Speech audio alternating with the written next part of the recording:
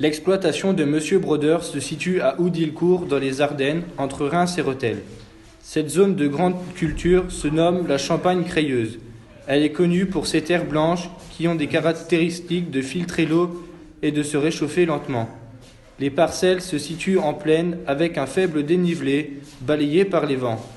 Peu de forêts sont présentes dans cette région. La surface agricole utile de l'exploitation est de 230 hectares répartis en 11 cultures différentes en production biologique. Luzerne, betterave, chanvre, pois fourragers, miscanthus, blé, triticale, avoine, sarrasin et escourgeon.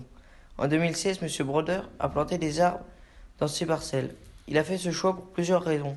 Tout d'abord, favoriser les auxiliaires afin de réduire l'utilisation des produits phytosanitaires et limiter les impacts climatiques sur les cultures en créant un microclimat à l'échelle de la parcelle. Plusieurs parcelles sont désormais conduites en agroforesterie. Monsieur Brodeur a fait le choix d'essences locales telles que le cornier, l'érable sycomore, le noyer commun, le merisier, l'alisier, le charme, le tilleul et de l'aulne, ainsi que des fruitiers. Les arbres sont espacés de 6 mètres. Des arbustes comme des groseilliers et des cotonesters sont implantés dans les intervalles. Les rangées d'arbres sont espacées de 30 mètres. Monsieur Brodeur a choisi de planter des arbres destinés au bois d'œuvre afin de procurer un revenu supplémentaire dans 40 ans. Cette pratique va permettre de piéger le dioxyde de carbone grâce à la photosynthèse. Au cours de ce phénomène, les feuilles absorbent le CO2 de l'air, les racines puisent l'eau dans le sol afin de les transformer en glucose avec un dégagement de dioxygène. Les rayons de soleil sont indispensables à ce mécanisme.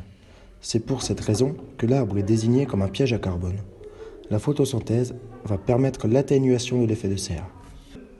Les rayons du soleil qui arrivent à la surface de la Terre sont piégés par la couche de CO2 qui entoure la planète. Ce phénomène engendre des bouleversements climatiques tels que des événements extrêmes, tempêtes, inondations, sécheresses, un changement du régime des pluies, une augmentation de la température.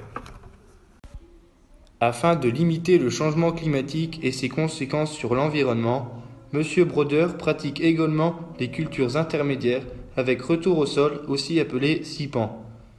Des plantes telles que la moutarde, le sarrasin, la facélie, le pois, la vesse sont implantées après la récolte jusqu'au semis suivant afin de limiter l'érosion des terres, le lessivage des nitrates et fixer le CO2 grâce à la photosynthèse. Ces plantes sont réincorporées au sol, ce qui constitue un engrais vert.